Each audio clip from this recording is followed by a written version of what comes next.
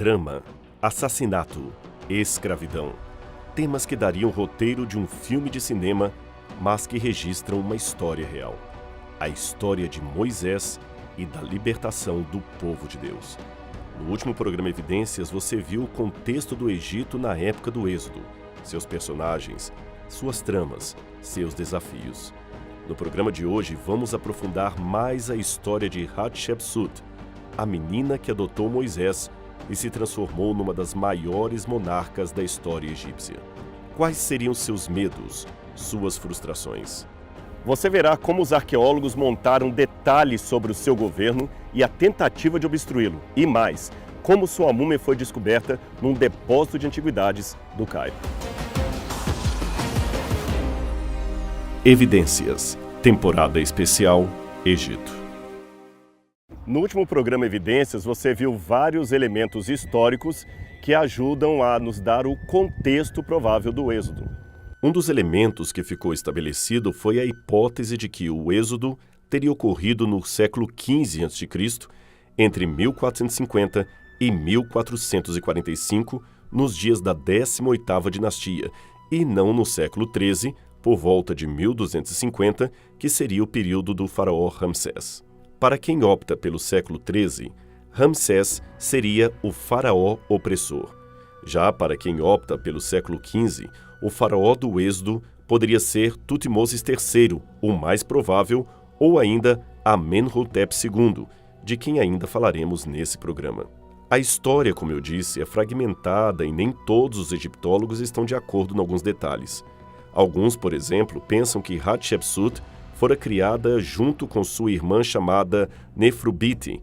Outros acreditam que ela seria uma filha única do casal faraônico que sobreviveu à infância. Todos os demais morreram ainda em tenra idade. O fato é que Hatshepsut era uma mulher misteriosa e intrigante. Provavelmente um gênio notável que não passaria em branco pela história. Ela provavelmente seria a filha do faraó mencionada no livro do Êxodo e que havia adotado o recém-nascido Moisés. Filha de Tutmoses I e sua esposa Ahmose, Hatshepsut cresceu admirando o pai, mas ao mesmo tempo nutrindo a esperança de ser ela mesma filha de um relacionamento divino entre sua mãe e o deus Amon. Esta afirmação fica bem clara com a existência de um relevo em sua grandiosa tumba, onde seu pai a coroa na presença dos deuses egípcios. Talvez o desgosto com seu pai estivesse no fato de que este tivera um filho com uma concubina e pretendia que este fosse o novo faraó do Egito, tanto que obrigou Hatshepsut a casar-se com ele, a quem deu o nome de Tutmoses II. Com a morte de Tutmoses I, o trono passou automaticamente para o seu filho, Tutmoses II, que era marido e meio-irmão de Hatshepsut. Eu sei que a prática do incesto pode parecer bizarra na nossa cultura, mas era muito comum no tempo dos egípcios. E tanto seu pai como seu marido e meio-irmão conquistaram novas terras para o Egito, agregando grandes extensões de terreno na Núbia. Não muito tempo após a sua posse, Tutmoses II morreu, abrindo caminho para Tutmoses III, filho de um relacionamento do rei com uma concubina. Ele ainda era uma criança e por isso não tinha condições de governar o país, a não ser como corregente de Hatshepsut. Por 3 anos, esse título se manteve até que ela mesma determinou que seria o novo faraó. Suas relações, no entanto, com aquele que se tornaria faraó após a sua morte, foram sempre obscuras e certamente conturbadas. Aquele menino que ela vira crescer acabaria se tornando o faraó da opressão contra os hebreus. Hatshepsut foi uma das poucas mulheres que ocupou o cargo de faraó no Egito em quase 3 milênios de história. Isto, é claro, demandou uma alteração de nomes, construção de estátuas, mudança da rotina e da sociedade política daquela época. As novas esculturas mantiveram o padrão utilizado até então, mostrando a nova faraó como sendo um homem com barba, a não ser por alguns pequenos traços femininos, como uma cintura mais fina do que o convencional. Além disto, as palavras utilizadas em inscrições deixavam claro que o faraó era de fato uma mulher. Imediatamente ela começou uma série de construções monumentais, como por exemplo, esta que está logo aqui à frente, o Templo Mortuário de Deir al-Bahari. Hatshepsut superou seus predecessores na arte de construir monumentos. E este aqui é realmente fantástico. Esse templo mortuário era conhecido pelos egípcios pelo nome de Djeser Djeseru, a Maravilha das Maravilhas. Ele está localizado no complexo de Deir al-Bahari, na margem ocidental do rio Nilo, perto do Vale dos Reis, no Egito. Foi construído em homenagem a Amon-Ra, o deus Sol, e está localizado junto ao templo mortuário de Mentuhotep. Ele é considerado um dos incomparáveis monumentos do Antigo Egito. Feito sob ordens diretas e estritas de Hatshepsut, o edifício foi desenhado por Senemut, o arquiteto real e homem de confiança da rainha, cujo rosto aparece nesse desenho de mais de 3.400 anos. Embora o templo mortuário anterior, adjacente ao de Mentuhotep, tenha sido usado como modelo, as duas estruturas são, no entanto, significativamente diferentes em muitos aspectos. O templo de Hatshepsut emprega um terraço comprido e colunado que se desvia da estrutura centralizada do modelo de Mentuhotep. Uma anomalia, é claro, que pode ter sido causada pela localização descentralizada de sua câmara mortuária. Há 3 níveis em camadas que atingem 29,5 metros de altura, cerca de 95 pés. A direção do templo é uma calçada de quase 30 metros, que nos antigos templos egípcios provavelmente estava cheia de esfinges. Durante esse período, o primeiro nível ostentava árvores exóticas e arbustos como o incenso das expedições comerciais de Hatshepsut até a Terra do Punto. Havia uma colunata com pilares quadrados que abrigavam muitos relevos intrigantes e requintados. Muitos desses relevos retratavam Hatshepsut em suas muitas viagens ao Punto. Infelizmente, depois de sua morte, todos foram destruídos. Tudo o que resta são relevos retratando Tutmosis III e cenas dos antigos egípcios explorando e transportando 2 grandes obeliscos pelo rio Nilo. No segundo nível, há um santuário para a deusa Hathor. Ela é retratada com o rosto de uma mulher e orelhas de vaca, e ela também está segurando um instrumento musical. O nascimento de Hatshepsut também é retratado nesse nível. Às vezes é chamado de colunata do nascimento por esta mesma razão. Para validar sua regência sobre o Egito, mesmo durante a ascensão de Tutmosis III na idade adulta, Hatshepsut alegou ser a filha divina de Amon-Ra.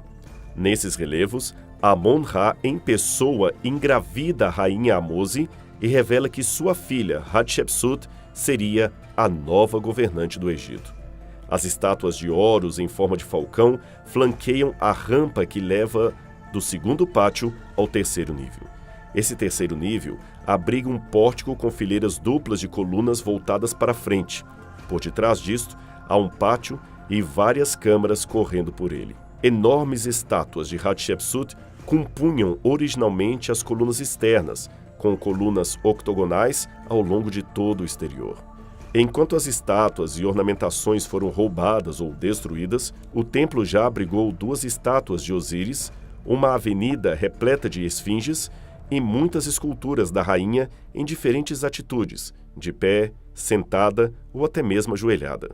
Muitos desses retratos foram deliberadamente destruídos por ordem de seu enteado, Tutmosis III, logo após a sua morte. Aqui eu tenho um bom exemplo que ilustra o que aconteceu após a morte de Hatshepsut. Aqui em cima você tem algumas inscrições e no cartucho faraônico traz o nome do monarca, Tutmosis. Mas na linha de cima, onde há um outro cartucho, perceba que ele foi deliberadamente apagado. Ali estaria o nome de Hatshepsut. Essa prática de apagar o nome de um inimigo significava dar para ele morte eterna. E foi justamente isto que o sucessor da rainha fez aqui em Deir al-Bahari. Moisés certamente não partilhava das superstições egípcias, mas isto não livrara de ter um linguajar que ecoava esta cultura.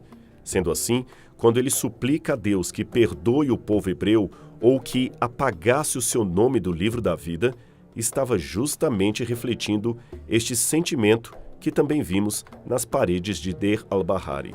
Quando o local foi descoberto no século XIX, os arqueólogos encontraram santuários dedicados a Hathor e Anubis, além de uma esfinge de Hatshepsut, demonstrando seu triunfo sobre os inimigos. Esse seria o formato do edifício originalmente quando foi inaugurado pela rainha. Ali também existia, no centro, um conjunto de relevos mostrando uma expedição ao Reino do Punto. A esse reino fizemos menção anteriormente. Ele também é conhecido como Terra dos Deuses. Até hoje não se sabe exatamente onde ficava a região do Punto. As principais fontes apontam para o nordeste da África. Pelos desenhos que vemos aqui no templo, nas paredes do templo, a viagem de Hatshepsut ao Punto foi realmente um grande sucesso. E ela trouxe muitas maravilhas de lá. Dentre elas estavam, por exemplo, fragrâncias maravilhosas, resina de mirra retirada de árvores jovens, ébano e marfim com ouro verde de emu. O fato era algo a se comemorar, pois nenhum faraó antes havia conseguido ser tão bem-sucedido em relações com a localidade. Uma coisa curiosa, apenas uma curiosidade, é o desenho, o retrato dos enviados do Punto trazendo oferendas para Hatshepsut. Inclusive, a rainha está aqui entre os enviados.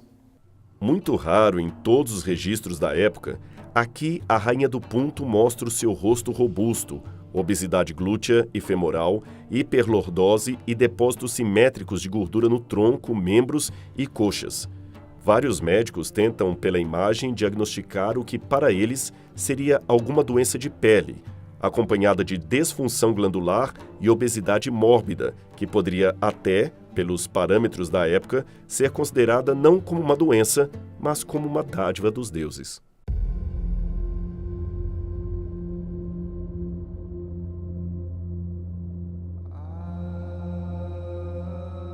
Interessante que, bem em frente ao templo de Deir al-Bahari, há o que sobrou de uma árvore de mirra, e há alguns que acreditam que esta árvore que estaria plantada aqui seria parte daquele grupo de árvores que Hatshepsut trouxe do Punto há 3.500 anos. Outros são um tanto céticos a esse respeito.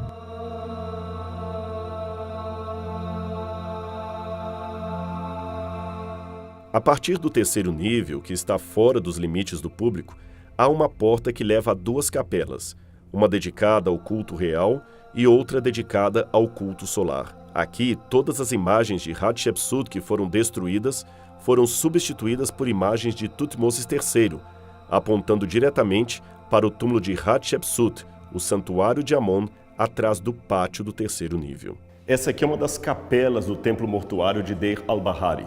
Realmente, quando você vê as estruturas, os desenhos, as estátuas, você tem uma ideia de quão magnífica era a administração dessa mulher. Realmente é algo surpreendente. E, na verdade, o túmulo da Hatshepsut ficava nessa direção, lá atrás, no Vale dos Reis. Nessa direção da capela onde eu estou. Mas quando os arqueólogos encontraram o túmulo dela, ele estava vazio.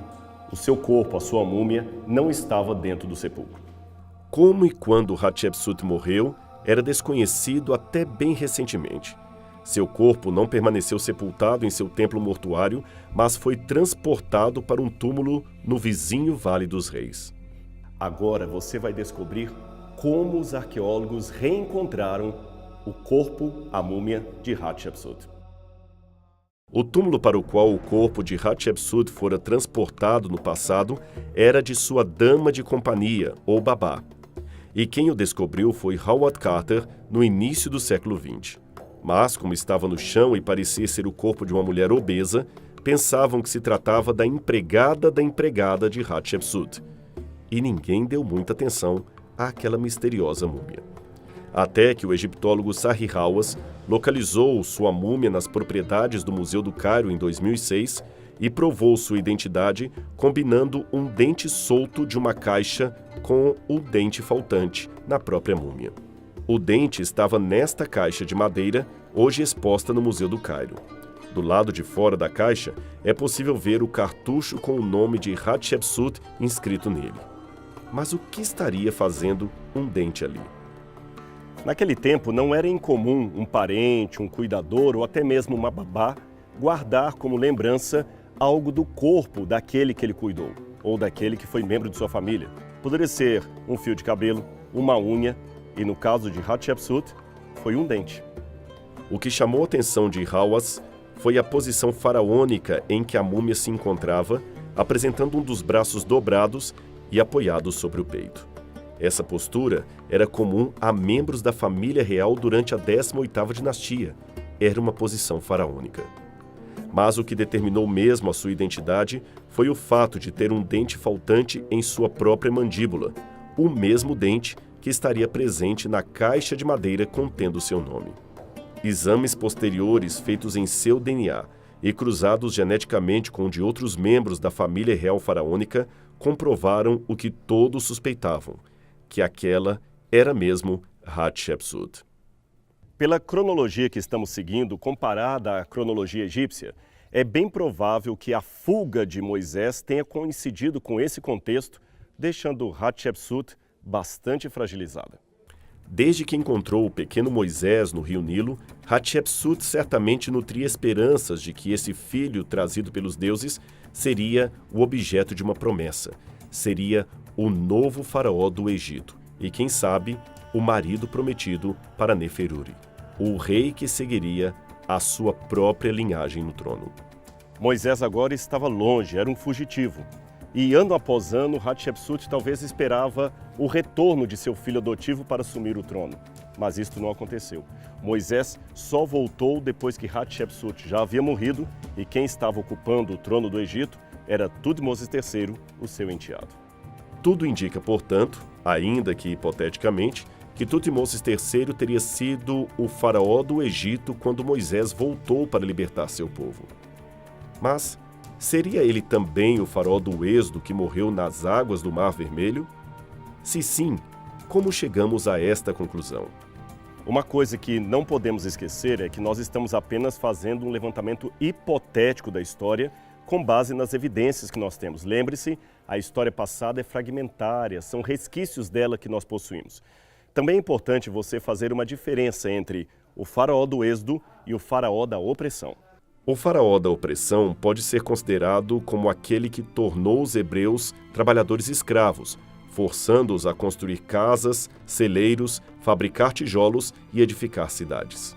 Como o relato bíblico às vezes resume em versículos uma grande história, qualquer faraó da 18ª dinastia pode ter sido o faraó da opressão, desde Amose I até Hatshepsut, porque os eventos iniciais do Êxodo ocorreram nesse período.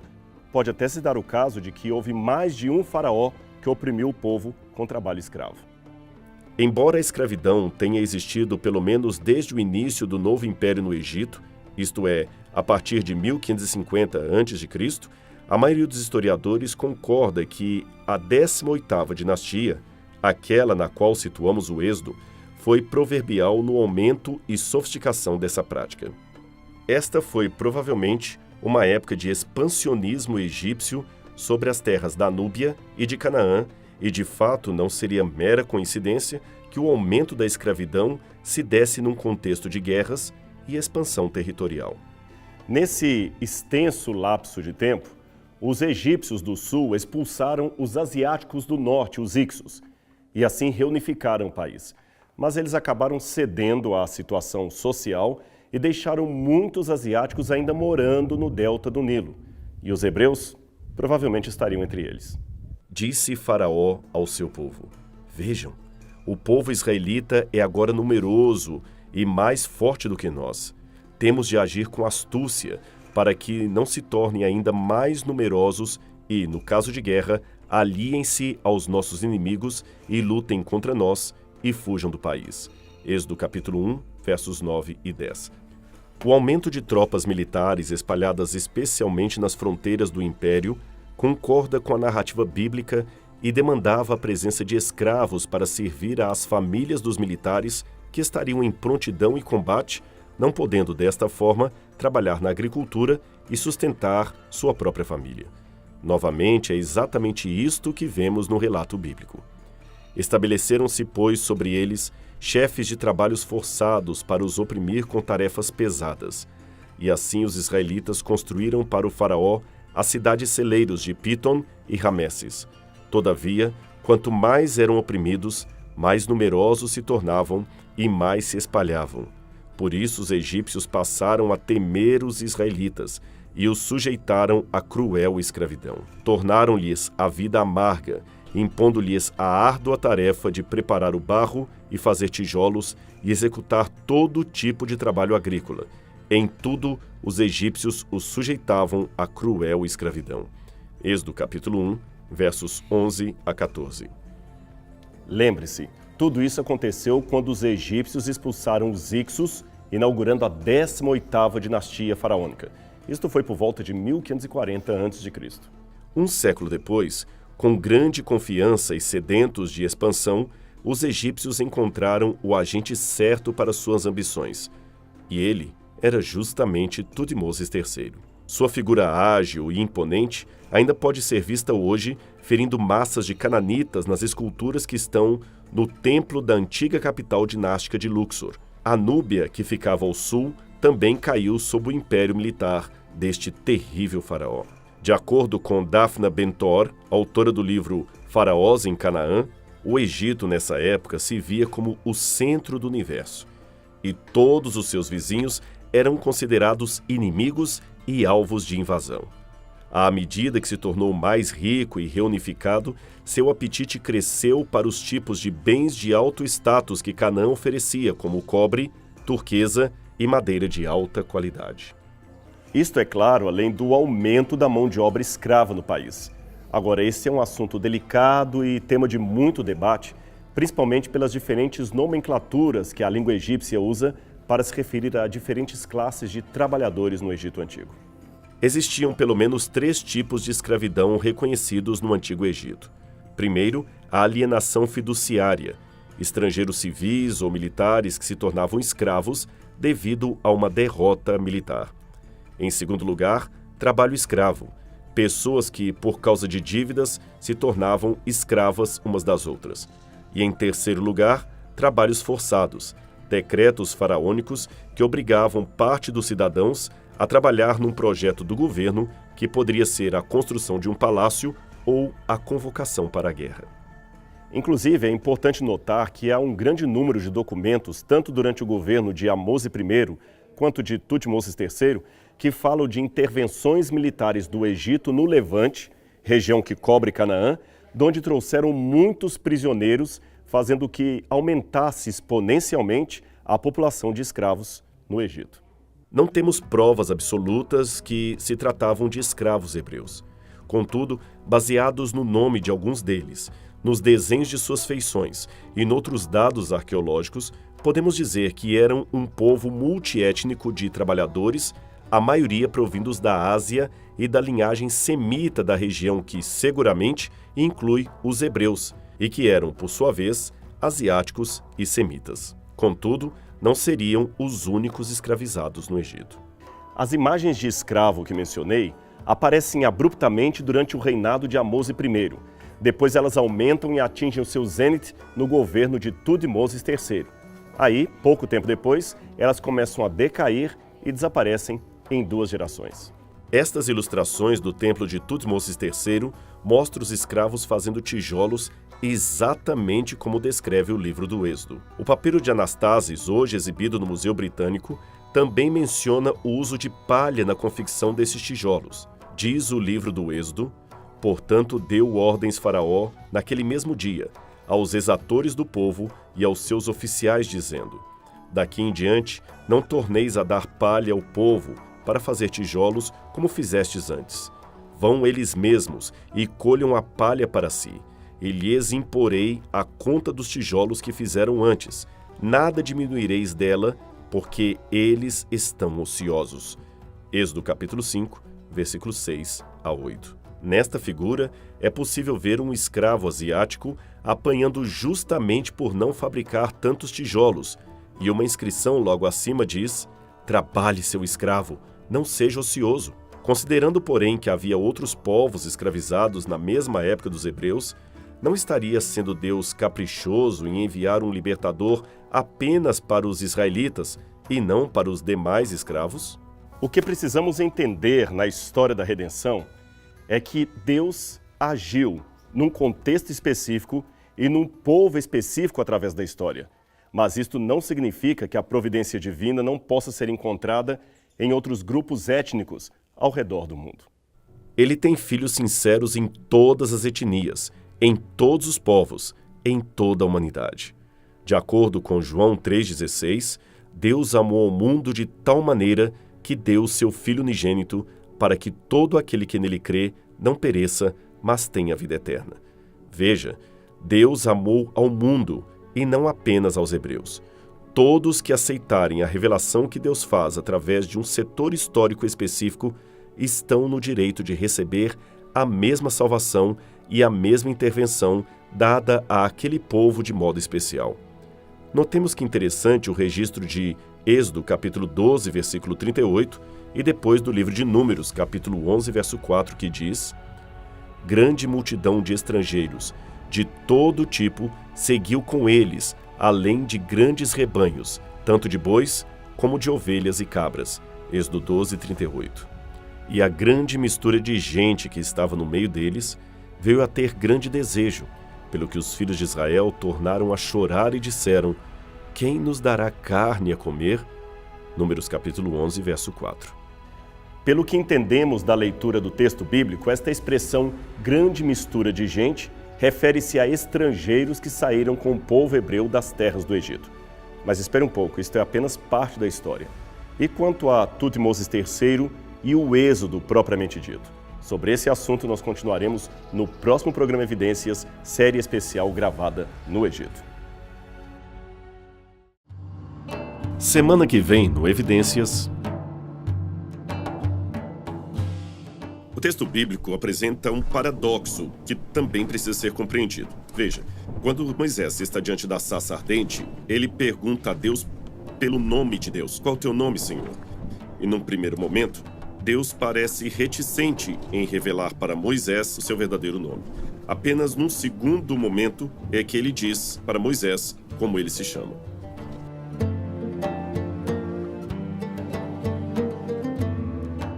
Funcionava mais ou menos assim. Se alguém descobrisse seu verdadeiro nome, especialmente se fosse seu inimigo, ele poderia usar essa informação para dominar você de maneira mágica, lançar um feitiço sobre você ou até destruí-lo.